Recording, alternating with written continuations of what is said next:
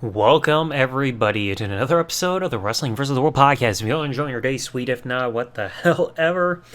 Folks, it is finally time to get to one. I kept debating on doing this for a reason. Y'all will understand as I get to the end. But it's time to cover Season 2 of Brooke Knows Best. The second and final season, because the show would get canceled after this. So, let's break down what happened. First episode called State of the Hogans, where I don't know how long it's been. It's probably like early 2009, because I know June to October 2009 is when they aired the season. Ashley and Glenn are watching TV, and they're talking about the Hogan divorce again, which they talk about too much throughout this spin-off series. And on this show called Showbiz Tonight, they show a piece of Hulk speaking out about Linda dating a 19-year-old. There was like a 30-year age difference, I think, there between Linda and her boyfriend, Charlie. And at that time, Brooke hadn't talked to her mom in like 6 months, due to this dating decision. Like, she was just not happy about this. So, been a while since they've talked. Because at that point, the guy that Linda was dating was around the same age as both Nick and Brooke, give or take a year or two in either direction for either of them. And then Brooke hadn't seen Hulk in a while, because after all, this is the new season, decides to go visit him and wants to finally meet his girlfriend, Jennifer, who would later become his wife. You may have seen her in the Finding Hulk Hogan documentary. He actually got divorced from her a few months back, so you've probably seen her if you've seen some media involving Hulk. So Brooke arrives to the beach house, which is now listed as Hulk's house that he's residing in, while Linda is taking the original house that you saw from Hogan Knows Best, not the gigantic one from Season 3, the original one. So Brooke's there at the beach house, and they find herself and Hulk find some things around the house, like pictures and all that stuff, which it's just getting depressing. And Hulk actually has a photo that he had in his gym of himself, I think from one of the Rocky movies when he was Thunderlips. And it's like, yeah, this was in my gym. And I also have a handwritten letter from Nick that he's got hung up with. Nick wrote it for him like on his third day in jail while being in solitary confinement. And at this point in the episode, or when this episode was filmed, Nick was finally out of jail and he went to LA to go get a fresh start in his life. So that's a good thing. And we'll see Nick eventually throughout the series, even though it's only for one episode. And Brooke just feels like she can't be in her mom's life due to Charlie being around, due to the big age difference. Because, like I said, Charlie's pretty much Nick's age, being 19. Just like your mom's dating somebody who's the same age as her children. Weird. And Hulk, is getting ready to have Brooke meet Jennifer and saying that, oh, she's so positive, he's happy and everything. It's like, it's great to see Hulk happy and he really wants Brooke to meet her. Well, you also show footage of Linda with a friend of hers, inside the kitchen, inside the original house, and is confiding in her friend that she doesn't see an issue with the age. It's all about, maturity and everything like that. And Brooke later on attends dinner with Hulk and talks with Jennifer, and things get awkward when Hulk walks away because they don't know what to talk about. So it's like, But they actually start to connect because when they get back to the beach house, Brooke and Jennifer are strolling by the beach, and they start talking, get to know each other, and how that Hulk and Jennifer actually met at an organic food store, and that's where things started to kick off and eventually slowly blossom into a romantic relationship. And then Brooke is like, what's your future with him? And she says, in terms of children, Jennifer doesn't want any, and they never had any, and she has no problem getting married to Hulk, but he has to get divorced first, and eventually he does. So then the following day, Glenn and Ashley come to visit the beach house to see Hulk and meet Jennifer for the first time, and they actually get on a boat, which is far smaller than expected because Hulk had to, liquidate or whatever the proper term would be involving his possessions because of the divorce. They go on a small boat, they go near the house, but it takes a while because Hulk's struggling to even drive the damn thing because, kicking up sand and mud or whatever the hell. Everybody's cracking up come on, Hulk, learn how to drive. But then they can't get to the house, but Hulk's looking at the house and he's pissed off that he destroyed his body for 30 years to build that house, only to have a 19-year-old be living in there, which I gotta agree is rather bullshit because of the whole circumstances. And during this time, they show footage of Linda having a phone call with Charlie, who's, completely away. He never makes an on-screen appearance. You see photos of him, but he never appears in an episode of the show, so thank fuck for that. And Brooke is heartbroken because they can't pull up to the house to pet the dogs, because Hulk says Linda will have him put in jail if he gets near the residence because of all this, or even gets near her. Because I think at one point they said during one of the Each for Hollywood Story documentaries happened after divorce that Hulk was getting called up by the police because Linda claimed that Hulk was stalking her. It's like, oh my god, he's following me, he's stalking me and all that shit, so that probably has a thing to do with that. So later on, Brooke and Hulk have dinner, just the two of them. They acknowledge that, hey, there are two missing shares here. Feels incomplete without Nick and Linda there and everything like that because the family's broken up. And the subject of the divorce comes up again, and Hulk's getting emotional because of how the prior year had been, being crazy. I mean, it's hard, like, seeing a divorce happen like that and seeing Brooke or Hulk break down like that. And then at the episode ends, Linda calls the penthouse, like the apartment that the trio, Brooke, Ashley, and Glenn are living in, and talks on the phone. She wants to patch things up with Brooke and saying how it's retarded that this whole thing about Charlie is breaking up their relationship. But Brooke insists that she just needs to be given her time until she's ready to talk things out. And they'll touch back on this in a later episode.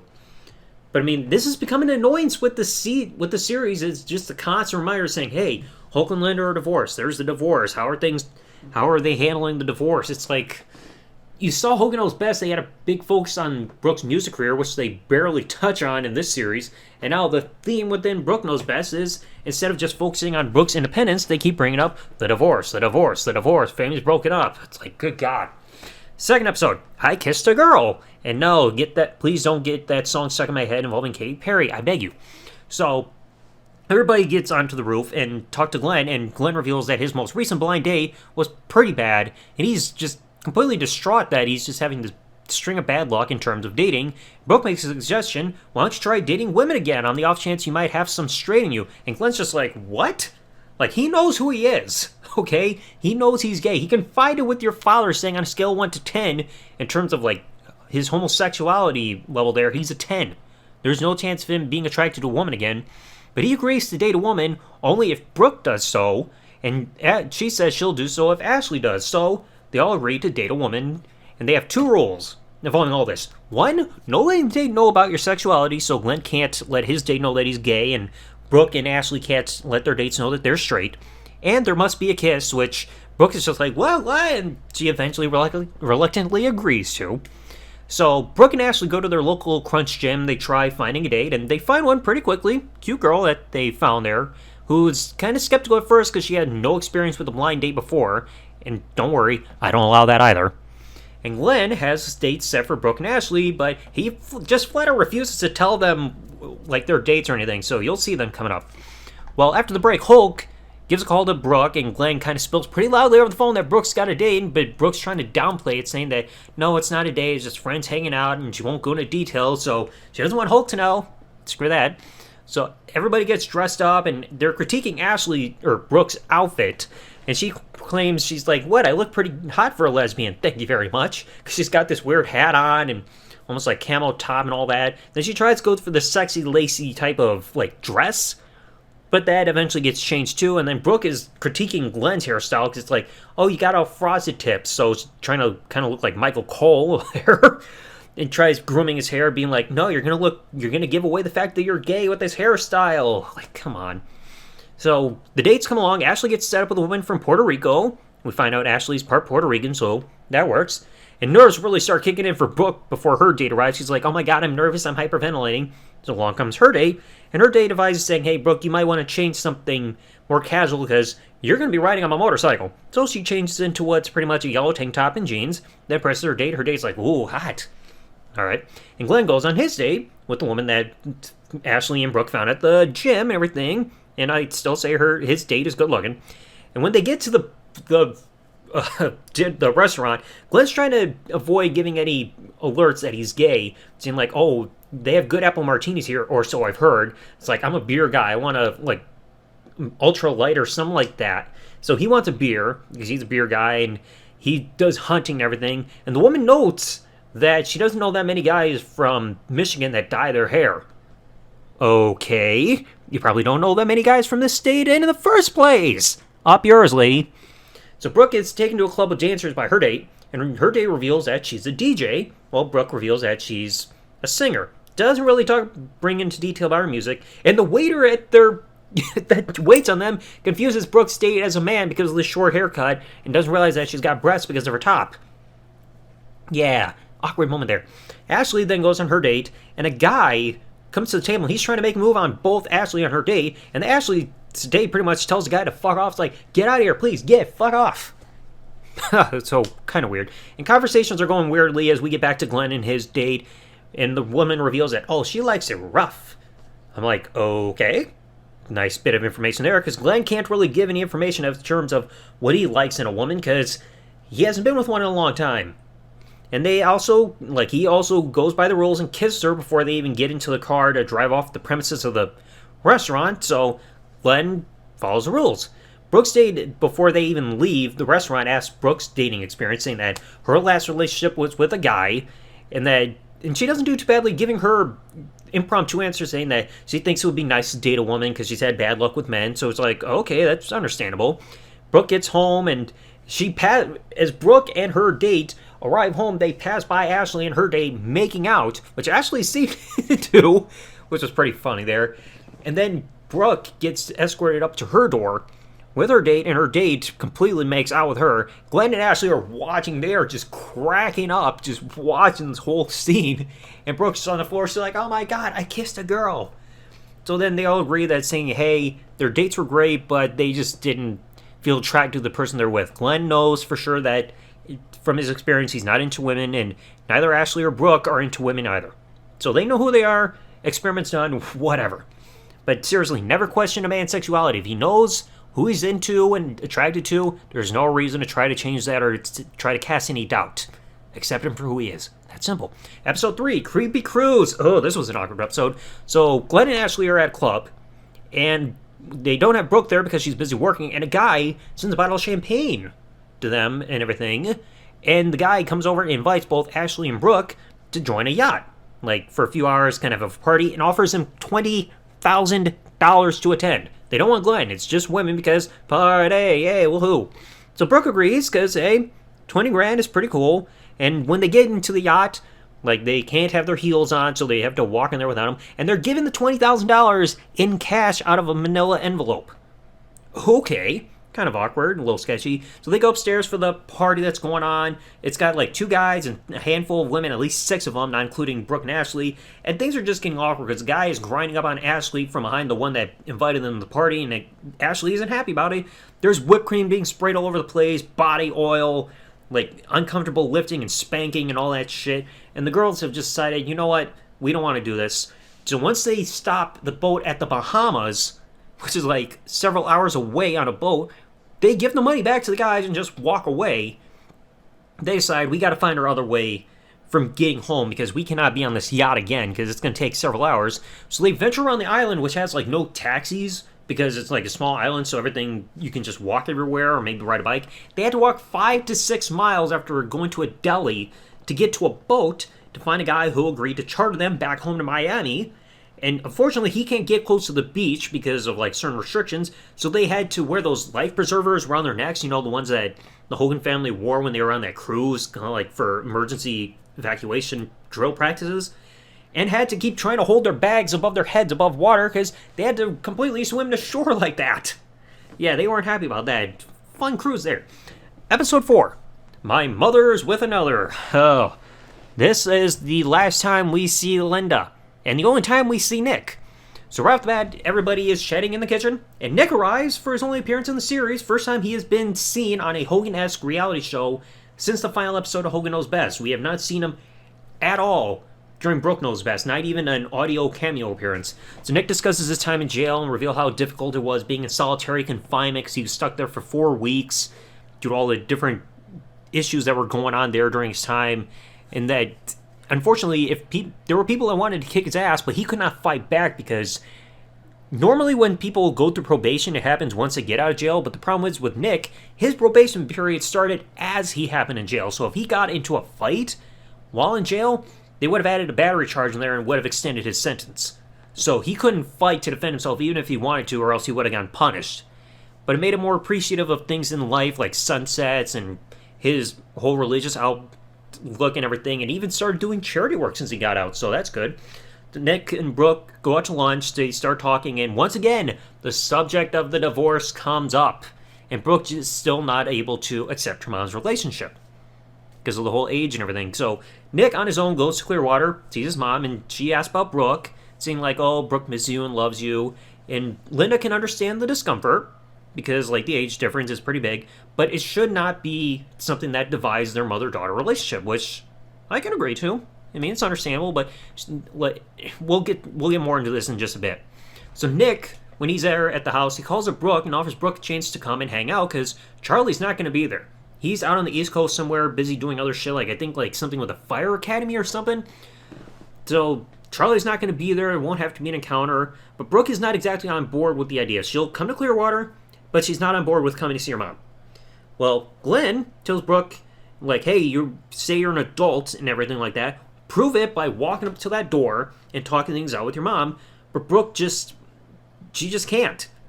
She can't go into a house and see her dad's gym one place and then see Charlie's like board shorts in the master bedroom. Like, she's just so uneasy about just seeing this. Like, it's hard for her to wrap her head around and have the guts to confront her mom. But Latrell comes up to Clearwater, and both Nick and Linda go through like old photo albums and everything like that, because like Brooke is at the beach house, so Glenn and Ashley started visiting her. Nick and Linda are just going through the photo albums of past photos of Brooke. And once Glenn and Ashley get there, they're like, hey, Brooke, you ready? But Brooke's just like, I'm not going. She's like, she just can't. Like, too much emotions are kicking in. It feels like her mom kept teaching her like these different core values in life. It feels like her mom is just like going against her own rules. Feeling like growing up, nothing that she did made her mom accept her. Like, no matter how hard she worked, yet her mom expects her to accept her for her life decisions. So she feels like it's kind of hypocritical. Mom doesn't accept her for what she does, but she has to accept her mom. It's like, it feels completely ass backwards. So she feels like she won't be able to reconcile with her mom until Charlie's completely out of the picture. Because that's the only way, because that's like a big factor in her decision and everything. So Glenn and Ashley go to the house without Brooke, and Linda just has a complete emotional breakdown because she's just tired of her relationship being held against her. Like, she didn't care about the age. All she cared about was finding somebody because she did not feel happy because she felt alone all the time. Because being with Charlie, like, helped her get through the rough times with the family breaking apart because of Nick's harassment and the divorce, made her feel like she had something to keep going forward for in life. Which is like, I can understand that, like, with the lonely feeling. But again, I think the thing that would have probably helped more is if she found a man that was closer to her age. You know? But Glenn believes that Brooke is feeling this, the way she's feeling is because, like I was just touching on a bit earlier, Linda taught core values when Brooke was growing up about what things are acceptable and not acceptable to do in life, but then Linda completely goes in the opposite of that. Like, Linda's suddenly feeling like she wants to party and kind of have that cougar type of lifestyle there, but it's just like, that's not the type of stuff you taught Brooke as being acceptable growing up. And then Linda, like I said, confides with Glenn and Ashley that Charlie has given her a reason to keep going during a time when everything was dark, with Brooke moving out and Nick in jail and Hulk suddenly having Jennifer. So it's like, it gave her Charlie became her confidant and date or boyfriend and everything, so she doesn't feel alone anymore. Well, Glenn and Ashley are done comforting Linda, and Hulk is having a sit-down talk with Brooke in the beach house, calms her down during this emotional time, and Nick even comes over right as the episode ends, and he's understanding that Brooke is just not ready to talk things out with her mom, so he's become more neutral and just a peacemaker. Like, at first he's saying, come see her, but then after talking with Brooke, he's like, okay, just take your time, you'll do it when you're ready. But unfortunately, I don't know if they ever truly made up, because the series ends before anything can happen. Now, episode 5, Brooke's New Beau. Oh boy, another episode where Brooke has got a man crush. Good God. How many episodes have they done of this subject? So, right off the bat, Brooke, I'm saying right off the bat a lot. At the beginning of the episode, Brooke gets a phone call about a collaboration opportunity with this guy called Colby O'Donis, who I've never heard of before. So they're in the studio, they do some vocal rehearsals because they're going to do a collaboration on a song that Brooke made. Hulk's there, and as per usual, he's not happy to see Brooke around a guy. Kind of like a typical rehashing like we keep saying. And Colby and Hulk start trying to outdo each other on the guitar because Hulk's had guitar experience and Colby's playing the guitar. Like, I think one of the producers said he's like a Latino Elvis Presley or something, which is kind of an insult to give to Elvis there. But Colby and Brooke, they go out to dinner bond while Ashley and Glenn are hanging out with Hulk, and they're like, hey, Hulk, you should try putting on some facial masking. As a thing we do here, it's like, Hulk's like, nah, you ain't putting that shit on my face. Well, Brooke and Colby afterwards decide to go inner tubing to bond on the lake, and while they're off inner tubing everything, Ashley, Glenn, and Hulk are on the roof trying to tan, and Hulk walks away from both Ashley and Glenn because Glenn decides, hey, I'm going to tan naked because I don't like tan lines. Hulk's just like, nah, do that without me. Walks away. Well, Brooke and Colby are having fun, and a mishap happens when Brooke's bottom on her swimsuit just disappears. It's like, oh my god, I lost my bottoms, and she can't find it. It's just like, you gotta love those wardrobe malfunctions, folks. And they end up actually kissing on the back of the boat after Colby is just freestyling on the guitar, singing lyrics and everything, so see a spark coming on there, but because of this, they end up running late for having to be there at the studio for recordings. So Hulk and everybody's not happy because they're like, yo, time is money, motherfuckers. Well, they get back to the penthouse, everybody's together, having dinner and everything, and Hulk is, of course, concerned about things happening between Colby and Brooke. Is like, Hulk's always concerned no matter who Brooke is linked with. Like, good God, Hulk. But unfortunately, bad news breaks because while everybody's dining together at the penthouse, they learn that Colby's going to be away for several months because of a tour, and because of that, they can't date. And it's hard on both of them because they feel like they connected because Brooke feels like a rare, real person in the music industry, and she feels like she's bonded well with Colby. Just like unfortunate timing there. Episode 6 now. Hogan's in space. So Brooke and Ashley are catching a glimpse of photos of a guy that Glenn is seeing named Daniel, and at that same time, Hulk calls up Brooke and saying that, hey, I've got an opportunity due to like this astronaut training program thing for the fun of it with NASA, and he decides to invite his girlfriend Jennifer as well as Ashley, Brooke, and Glenn. And they're like, okay, we're on board. So this guy named Astronaut Bob is hosting the event for all of them. He gives them NASA suits with patches that says their names like Hogan and all that shit. And everybody's preparing for the adventure and getting the suits on and all that stuff. Well, they all take part in this training program, and they got 3 different like sections and everything. One of them is like a moonwalking simulator. So like they're attached to this like jumpsuit of sorts and with bungee cords up top that's gonna make it feel like they're bouncing and all that shit. You got another one that I think is called a multi-axis simulator. So it's like they're strapped into this machine and they're like spinning in all different directions, like, which is gonna make you feel motion sick if you're inside of there. And the other one is a dual simulation thing where one team is gonna be inside of a shuttle and the other is gonna be part of mission control. So kind of like trying to maneuver a shuttle into landing and all that stuff.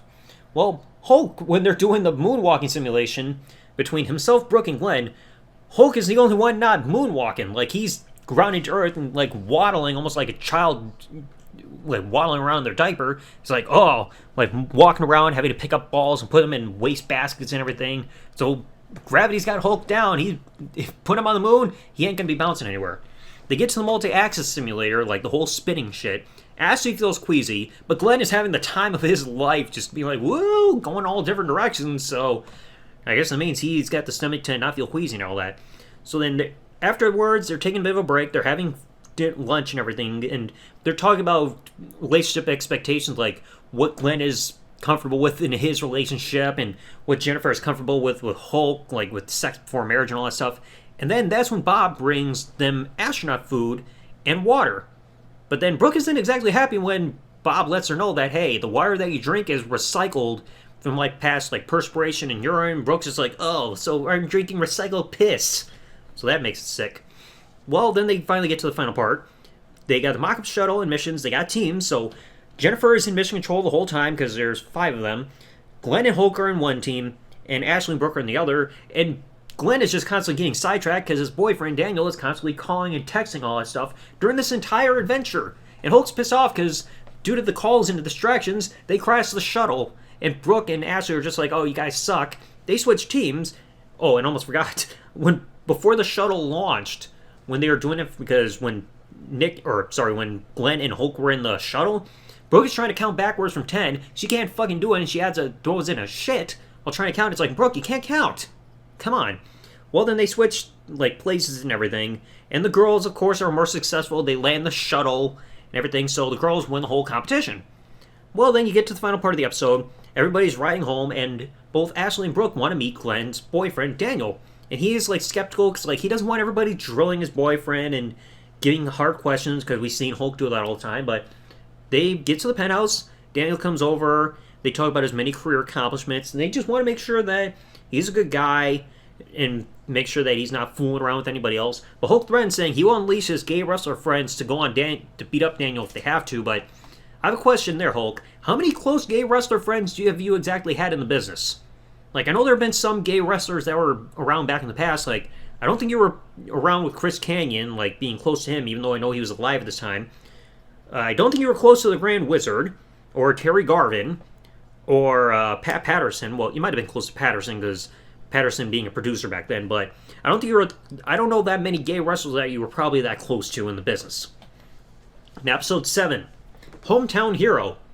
This was a problem because the last 3 episodes that I got a handful of, whoever was recording these, were recording them straight from like the VH1 website, so there were a lot of frame rate and buffering issues going forward, but it's a hard thing to tough out. So with this episode, Glenn is getting invited to his hometown of Clare, Michigan, to give a speech about coming out of the closet. But he's feeling like he's not going to be accepted when he goes there because of his parents. He's not sure how they're going to react, so his anxiety is acting up. And he wants to bring his boyfriend there, but he also wants to bring Ashley and Brooke to come see where he grew up and everything like that. So he's inviting everybody there to be kind of his support system. So they make it to Clare, Michigan.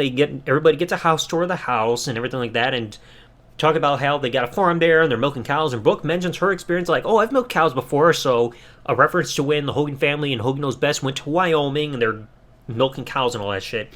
And Glenn is still doing what he can to just not mention his lover to his parents, no matter how many times Brooke is pushing him, saying, tell him about Daniel. He's like, he's not ready. He doesn't know how his father's going to react. So it's just like the anxiety is really kicking in.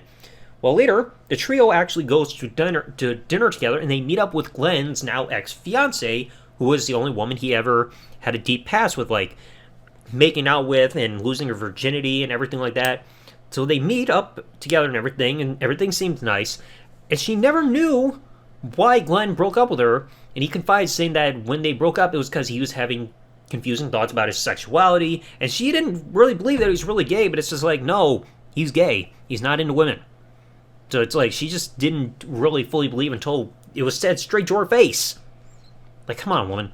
So later on, the trio gets woken up by Glenn's dad to do chores in the beginning, like the following morning. So again, they're redoing some stuff from that Wyoming trip episode of Hogan Knows Best. It's like, wake up, we got chores to do. That's not a vacation. That's not a vacation. The only difference here with this compared to that episode of Hogan Knows Best is that you got 2 new things. One of them is artificial insemination taking place for the cows, and they also actually help with the process of helping a cow give birth, which is kind of a little weird to see at first, but then you see how adorable the little calf is, so it's like, okay. And eventually, Brooke and Ashley go, I think they go horseback riding or something with Glenn's dad, and Glenn has a sit-down talk with his mom, and he talk about how he's just uneasy about introducing his boyfriend to his dad. But later they start to do more chores, and his anxiety kicks in, and he finally tells his dad, saying, hey, his boyfriend's coming, which at first, when you saw the look on his dad's face, his dad just kind of taken aback. He's like, okay, so it didn't seem like his dad was accepting of what was going on. But Daniel comes over, finally, coming out of Miami, and meets the family. And, of course, Daniel's not fully prepared for the cold Michigan weather. He's like, oh, I had to buy gloves and everything because I wasn't used to this shit. Welcome to Michigan, dude. It's cold. And after talking to the family, everybody seems cool about Daniel being there, including his dad. So it's just like, he was worried for nothing.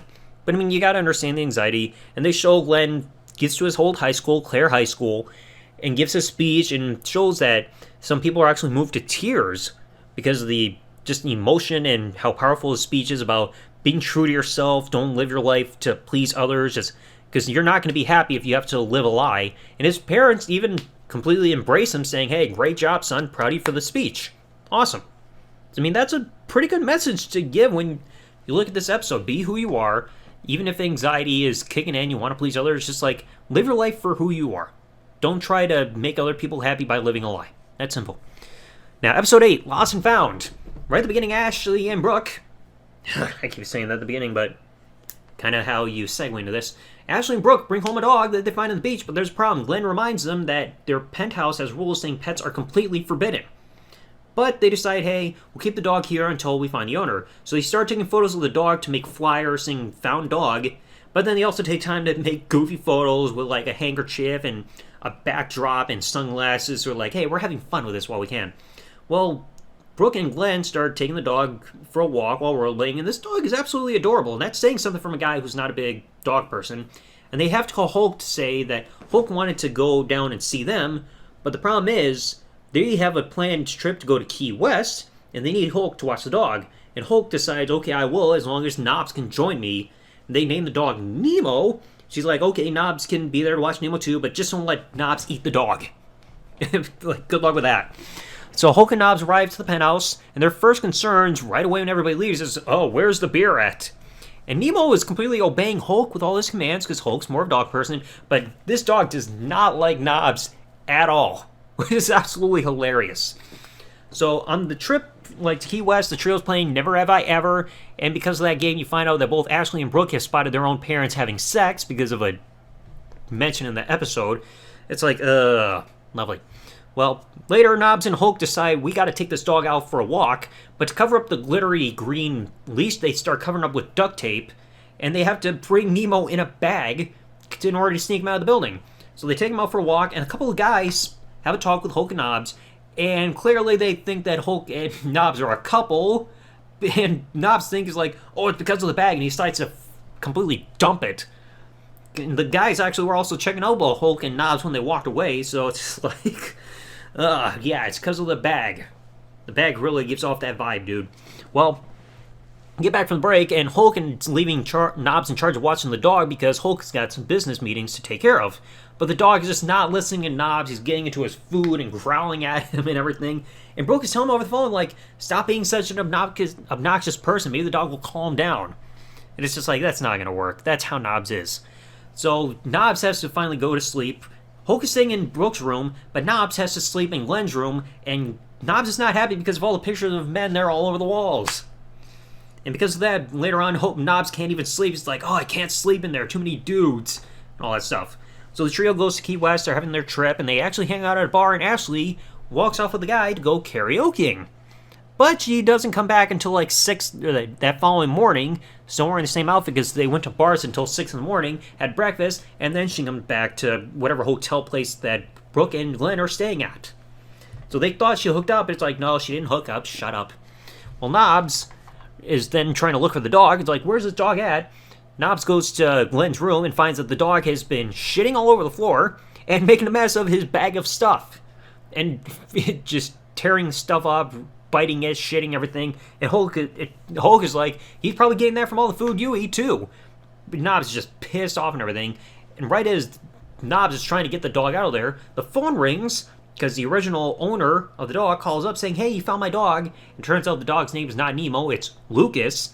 And Knobs is just so relieved to see that dog go while he's giving it a bath. Like, oh, finally, you can get out of here, you little shit.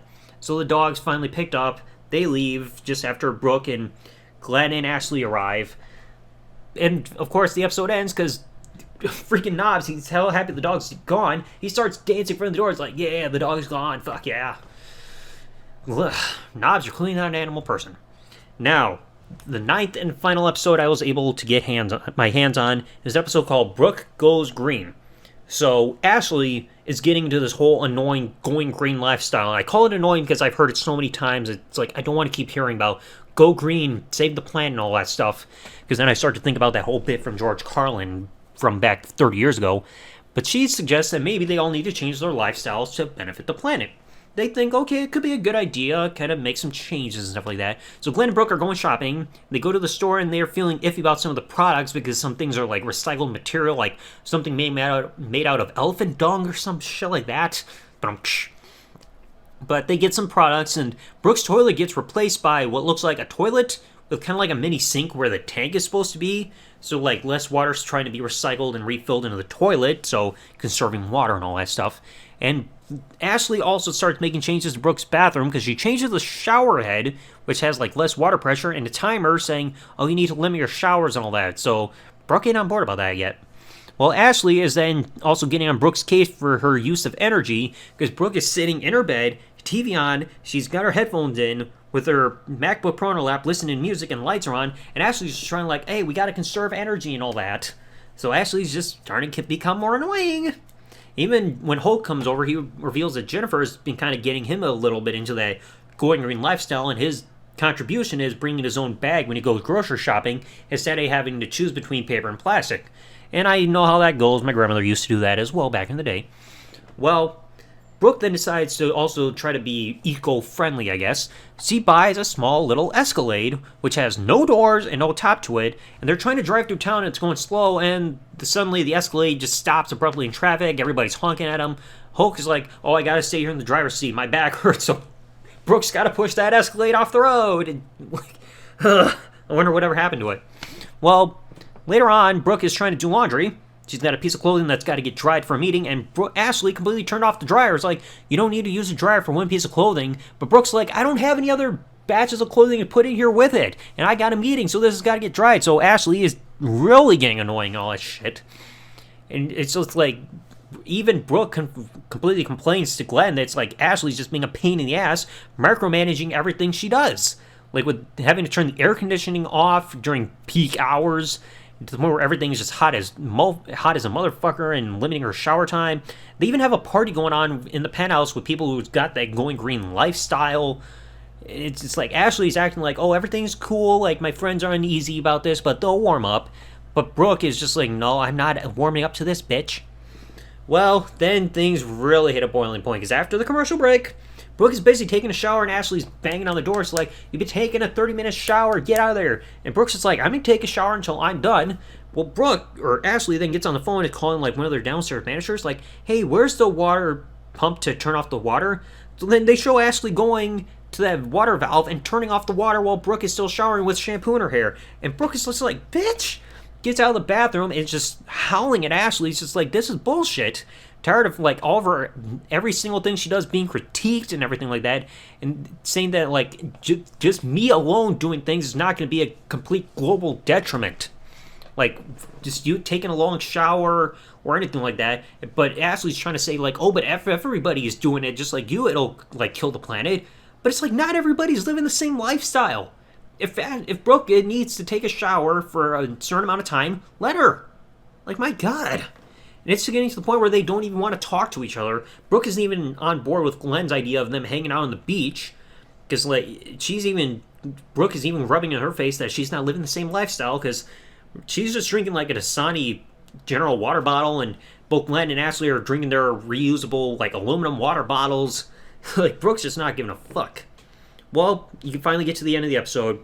And because of the tension, the girls are not talking, but Glenn sets them up to talk over dinner, and they apologize, and they agree, hey, let's kind of mesh lifestyles. Let's not go completely going green, because we can't adapt to this completely big change in our lifestyles of limiting everything we do. And Ashley's like, okay, we can do that, kind of ease up a little bit, because Brooke was trying to compare this to either living like a caveman or the Amish, but it's like, it's not living like that. Yeah, you're scaling back, but it's not completely living those lifestyles, but you gotta understand, they can't make drastic changes to their lives and be happy about it. Complete bullshit. So, unfortunately, this is the end of the season for me, because there was one final episode of this season before the series got canceled. It was called Hulk's Surgery. But unfortunately, no matter where I look on the internet, folks, I can't find the final episode, no matter where I check. I checked iTunes. They don't have any episodes there of Brooke Knows Best at all. I checked Amazon Prime, and it was saying that they had both seasons of the show, but then they're saying, oh, this show can't be played in your country, and there's no guarantee that it could probably be played if I got a VPN or something and try to be in a different country. So, unfortunately, I don't have the last episode. I did watch when it aired at the time. The only things I remember from this episode were Brooke was trying to do a concert, and Hulk suddenly had to be rushed for surgery because, like, his back. And then she's about to do her performance, and Hulk suddenly waddles in on a crutch, and Brooke just can't believe her dad's there. She's like, are you kidding me? And the only other thing I remember from that episode was that Brooke confiding with a friend saying that Hulk can stand for like 10 minutes, like following the surgery, but then he has to sit like right back down because of his legs. Well, then you fast forward all this time later, and you hear reports about Hulk's having mobility issues with his legs because of another back surgery. It's just like, it's a repeat thing with Hulk. Hopefully Hulk's going to be okay. Hopefully he doesn't keep trying to spread those rumors that he wants to get back in the ring and everything, because he can't. With all those back surgeries, he just can't do it. So anyway, this entire season, it was just honestly annoying. Because again, how many times do they just keep bringing up the subject of the divorce? Like, the purpose that you would have thought from the beginning of the first season was that it's going to be about Brooke and her independence, moving away from her family and just being on her own, being an adult. But they just kept bringing up so many times throughout almost every episode saying, the divorce, the divorce, the divorce, the divorce. It's just like, we get it.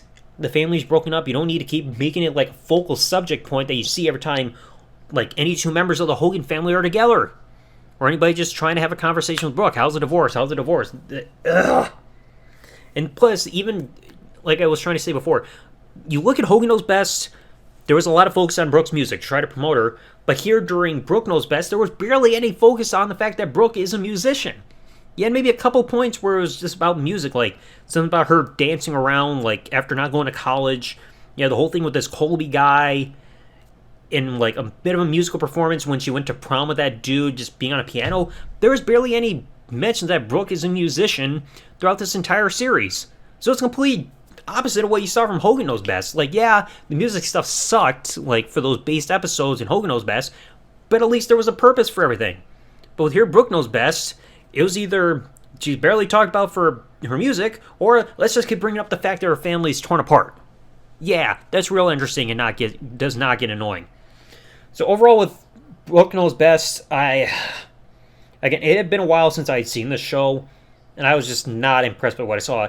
Because like I said, with some of the episodes within these two seasons, it just felt like rehashings of stuff you saw from subject matters from episodes of Hogan Knows Best. Like, rehashings don't exactly make everything interesting, even if you try a couple little tweaks here and there for just trying to make things seem quote-unquote original. So anyway, that's going to cover it, folks. I'm so glad I'm finally done with this. I don't have to rewatch this show again. I found Hogan Knows Best to be far more bearable than Brooke Knows Best by a long shot. But anyway, let me know what you all thought in the comment section below. If you enjoyed today's episode, please remember, leave a like, subscribe with the bell turned on if you're watching this on YouTube, or follow if you're listening to this episode on any other servers that this podcast is available on. And I will catch you all in the next episode. Thanks for listening, everybody. Like, comment, subscribe. Peace out. Good day, everybody. Ugh, my head hurts.